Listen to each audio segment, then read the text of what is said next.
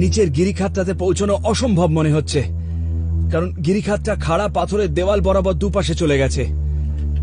কিন্তু আমি এখানে যা পেয়েছি তা হলো একটা বট গাছ।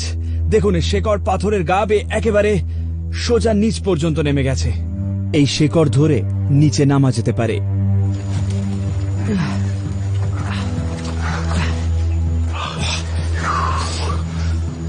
এইখানটা খুব গোলমেলে,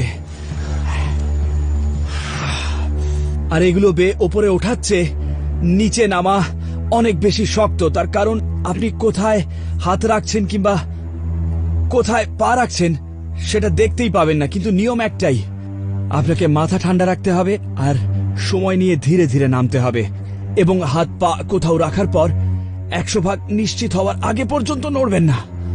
একটা কথা বলি, 1000 বার কাজটা ঠিক হলেও ভুল একবারই করতে পারবেন। আর যেটা জরুরি তা হলো গাছের সঙ্গে 3 পয়েন্ট অফ কন্ট্যাক্ট বজায় রাখা। এক হাতে ঝুলতে হলে খুব সমস্যায় পড়বেন আপনি।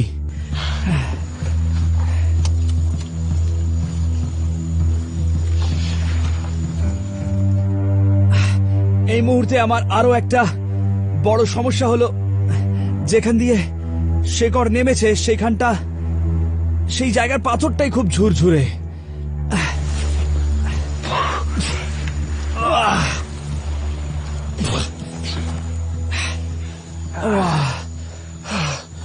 হাতগুলোতে মারাত্মক ব্যথা করছে।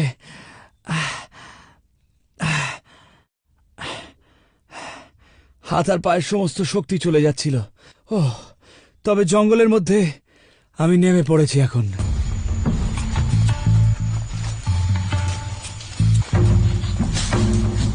খানিক আগে যে বীজটা দেখেছিলাম সেখানে আমি পৌঁছতে চাই, কিন্তু এই ঘন ঝোপঝাড় জঙ্গলে পথ হারানো খুবই সহজ একটা ব্যাপার। ওয়াও, এই দেখুন দেখুন, এখানে একটা বাঁশ ঝাড় রয়েছে। এই বাঁশ হলো অসাধারণ একটা জিনিস। বাঁশ অনেক কাজে লাগে। এটা দিয়ে আস্তানা বানানো যায়, বর্ষা বানানো যায়, আর সার্ভাইভাল সিচুয়েশনের জন্য দরকারি অনেক কিছু কাজে লাগে। আমি কিছু বাঁশ সঙ্গে নিয়ে যাব।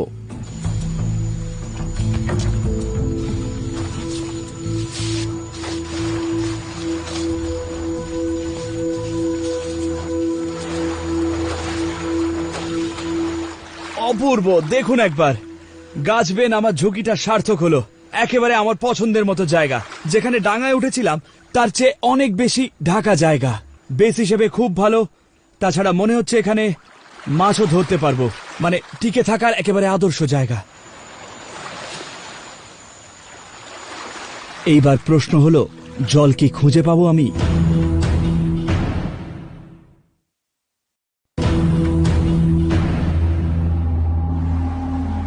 প্রশান্ত মহাসাগরে 30,000-এরও বেশি দ্বীপ আছে, তার অনেকগুলোই জনবসতিহীন।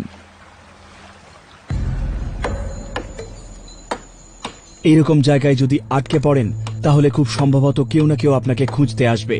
তাই খেয়াল রাখবেন রেস্কিউ টিম যেন আপনাকে দেখতে পায়। আপনাকে যা করতে হবে তা হলো একটা সিগন্যাল ফায়ার বানানো। আমি যত তাড়াতাড়ি সম্ভব